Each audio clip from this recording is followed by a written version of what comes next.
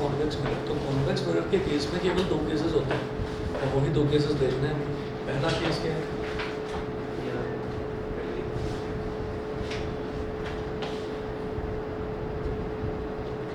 Object is placed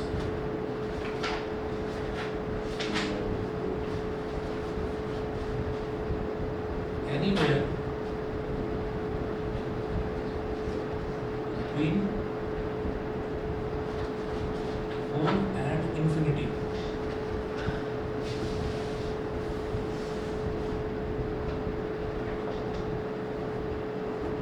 The object is placed anywhere between pole and infinity. कहीं पर भी रखिए पोल और इन्फिनिटी के बीच में। तो देखिए ऐसा होता है,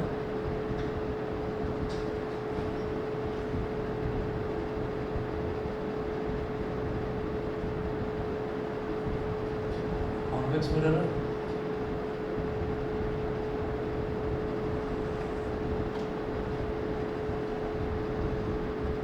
प्रिंसिपल एक्सिस हो गई,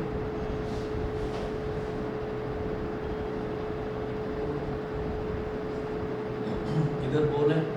अब हम ये जानते हैं जो कॉन्वेक्स मिरर होता है इसका फोकस और सेंटर ऑफ कर्वेचर उस तरफ होता है। तो फोकस यहाँ हो गया, सेंटर ऑफ कर्वेचर यहाँ पर हो गया। ऑब्जेक्ट को पोल और इन्फिनिटी के बीच में कहीं पर भी रखिए।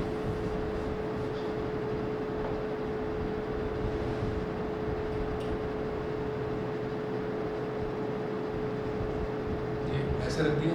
यहाँ पर 2 रेज ऑफ लाइट लेंगे, एक रे ऑफ लाइट जो प्रिंसिपल एक्सिस के पैरेलल हो। तो जो प्रिंसिपल एक्सिस के पैरेलल है वो ऐसे डायवर्ज होगी जैसे फोकस से होकर आ रही है। तो ये इस तरह से डाइवर्ज हो जाएगी, ठीक है। तो रिफ्लेक्टेड रे ऑफ लाइट जो है वो ऐसे जाएगी। दूसरी रे ऑफ लाइट हम ऐसे करेंगे कि वो फोकस को अप्रोच करेगी।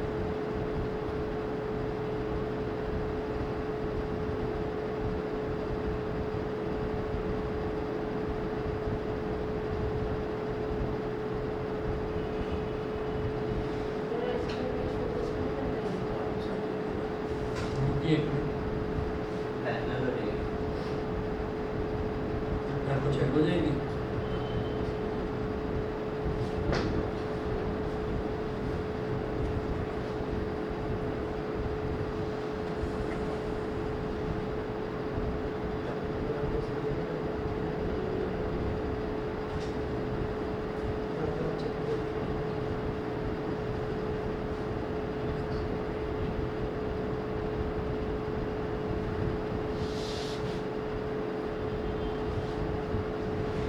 ये पैरेलल हो गई। अब देखिएगा कि अब ये जो दोनों रेज ऑफ लाइट हैं, ये रिफ्लेक्टेड रेज ऑफ लाइट, ये इधर तो कहीं मिलती हुई नज़र नहीं आ रही है, ठीक है। और पीछे अगर इनको हम एक्सटेंड करें तो ये पीछे भी कहीं पर मिलती हुई नज़र नहीं आती। तो हमको क्या करना होगा कि इसको पीछे एक्सटेंड कर दो, ठीक है। तो जब इसको पीछे एक्सटेंड करेंगे ये दोनों यहाँ पर मिल रहे हैं। ये हमारे पास क्या बन गया, A डैश B डैश, ठीक है। अच्छा, जो आपके नोट्स में दे रखा है, नोट्स में हमने फोकस वाला रूल ना लेकर सेंटर ऑफ कर्वेचर वाला रूल ले रखा है। तो वो देखिएगा वो कैसे सेम ही है। यहाँ पर भी ये पोल और फोकस के बीच में बनी है इमेज।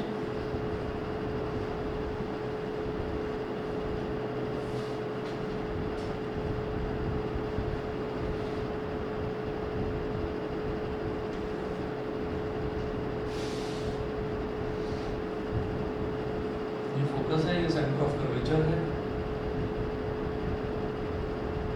ये पोल है। ऑब्जेक्ट को यहाँ पर रख दिया A B, एक ray of light principal axis के पैरेलल, वो मिरर से टकराने के बाद कुछ इस तरह से डाइवर्ज होगी जैसे कि वो फोकस से होकर आ रही हो। दूसरी रे ऑफ लाइट को सेंटर ऑफ कर्वेचर तक पहुंचा दिया हमने।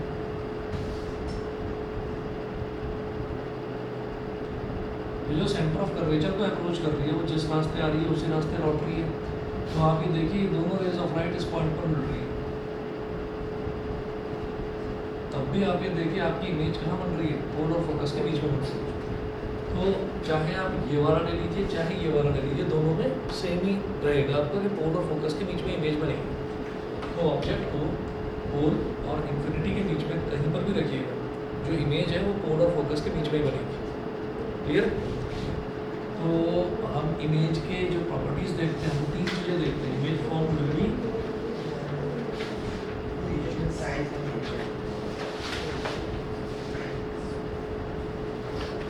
सबसे पहले देखते हैं उसका पोजीशन। पोजीशन का है form G between P and F.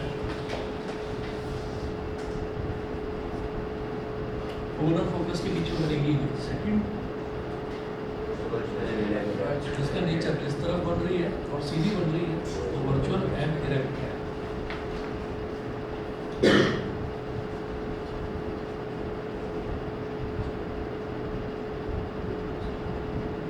Third है उसका साइज। साइज क्या होगा?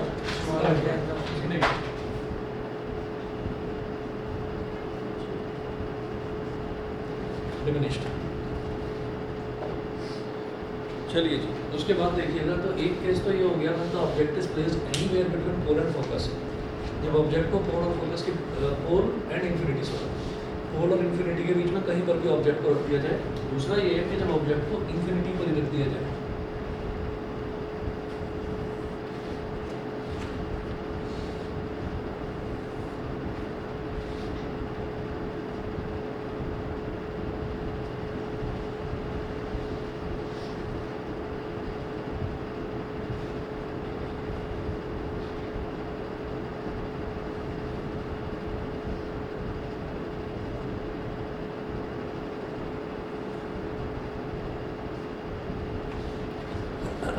When the object is at infinity, जो ऑब्जेक्ट इन्फिनिटी पर है,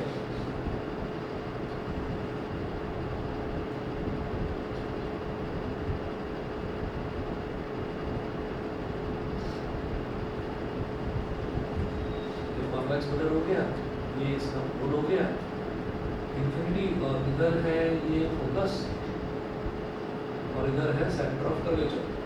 तो इन्फिनिटी पर रखा हुआ जो ऑब्जेक्ट है वो दिखाई तो देता नहीं, तो क्या करेंगे, इन्फिनिटी से हम ये कहेंगे कि इन्फिनिटी से जैसे 2 पैरेलल रेज ऑफ लाइट आ रही है, तो एक ray of light principal axis की पैरेलल दिखा दो।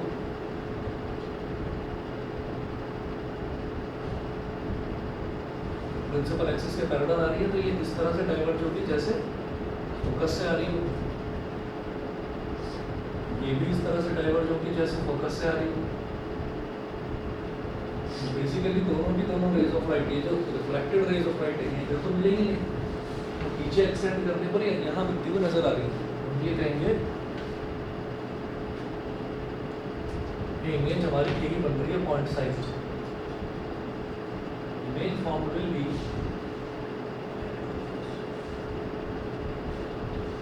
सबसे पहले उसकी पोजीशन एट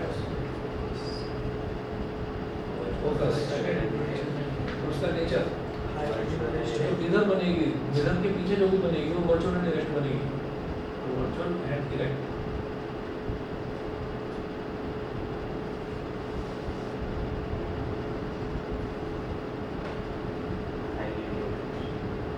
हाईली डिमिनिश्ड या फिर उसी को पॉइंट साइज भी बोल देते हैं, हाईली डिमिनिश्ड।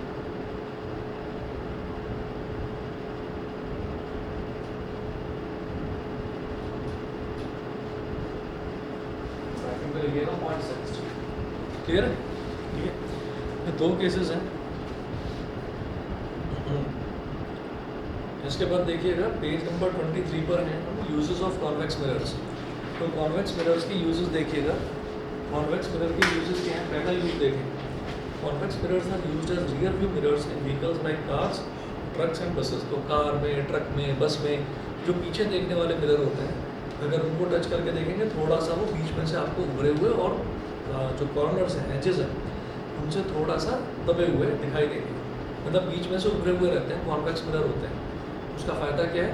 ताकि हमको व्हीकल्स की इरेक्ट इमेज दिखाई दे, सीधी इमेज दिखाई दे।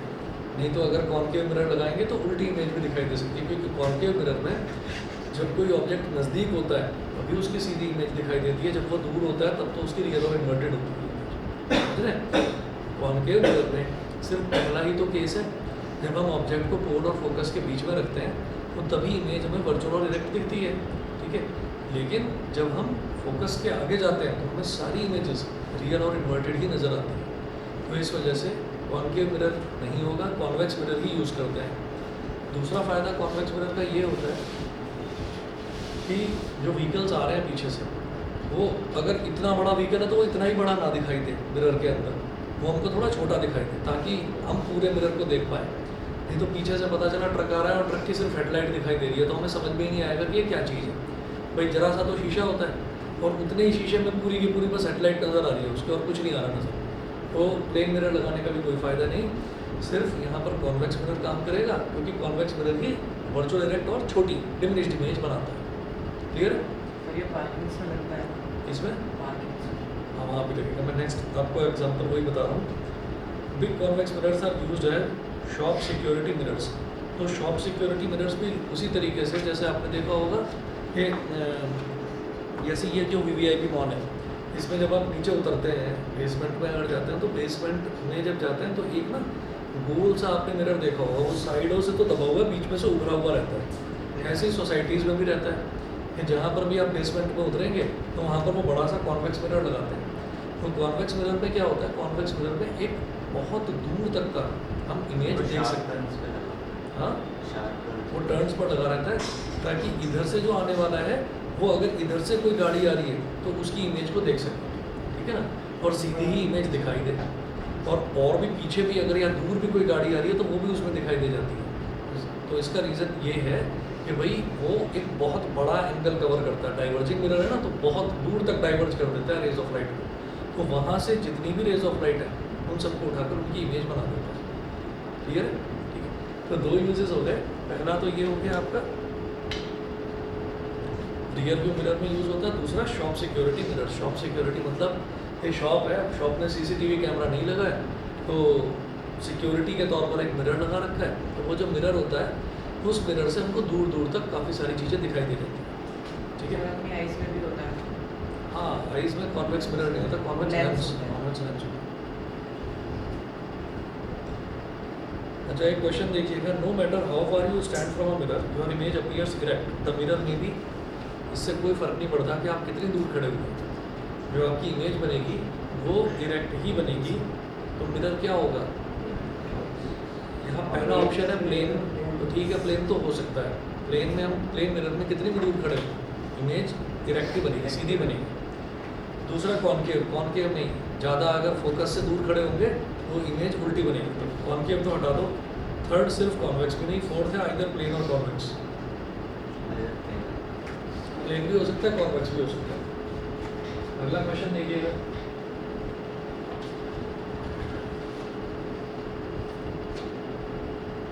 अगला क्वेश्चन है an object 5 centimetre high is placed at a distance of 10 centimetre from a convex mirror. एक ऑब्जेक्ट है जिसकी हाइट है 5 सेंटीमीटर।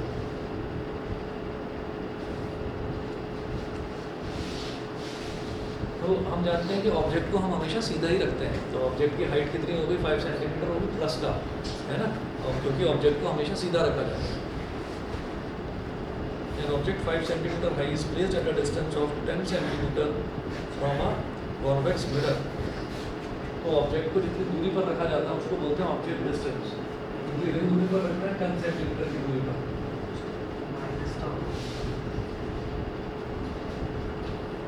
ऑब्जेक्ट को हमेशा लेफ्ट में रखते हैं तो -10 सेंटीमीटर हो गया। Convex mirror of radius of curvature 30 centimetre.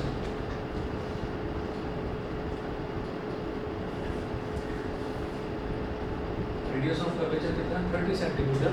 तो फोकल लेंथ कितना होगा, फोकल लेंथ होता है R/2।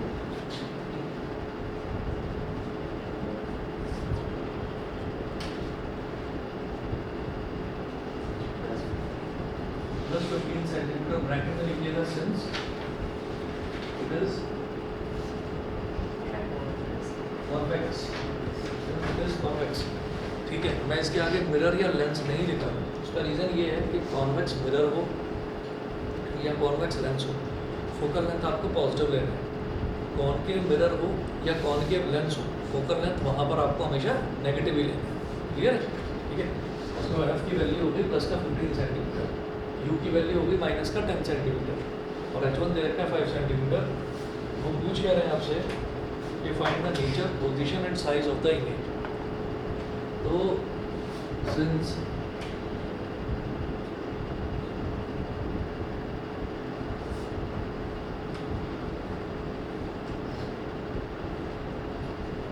is a concave convex mirror, so nature of image will be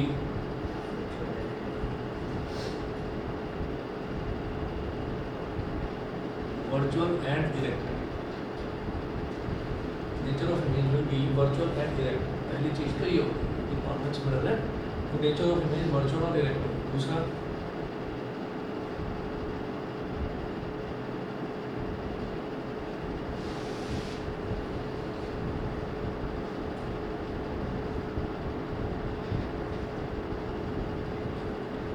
by using mirror formula,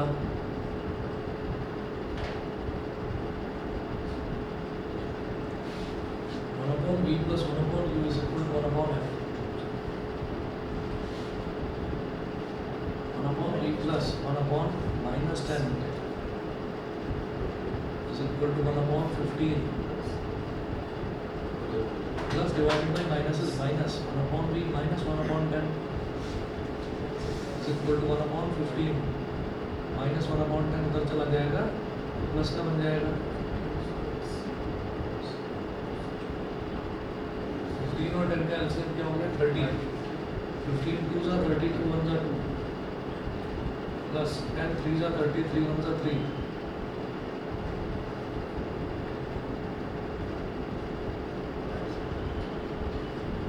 5 1 जा 5 6 जा तो v is equal to 6 centimetre. ये तो हो गया पोजीशन ऑफ इमेज। फिर साइज ऑफ इमेज निकालना है।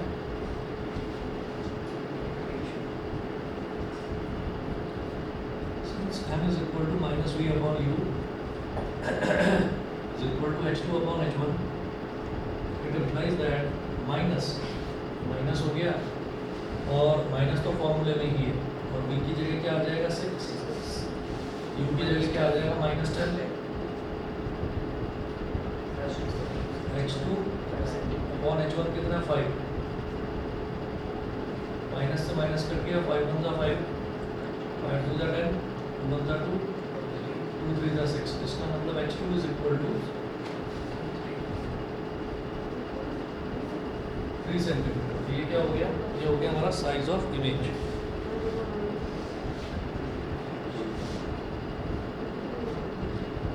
Nature of image will be virtual and direct. ठीक है, चलिए जी अगला वाला चैप्टर स्टार्ट करते हैं फिर रिफ्रैक्शन ऑफ लाइट। तो रिफ्रैक्शन में केवल इतना ही था, फिर अगला देखेंगे रिफ्रैक्शन ऑफ लाइट।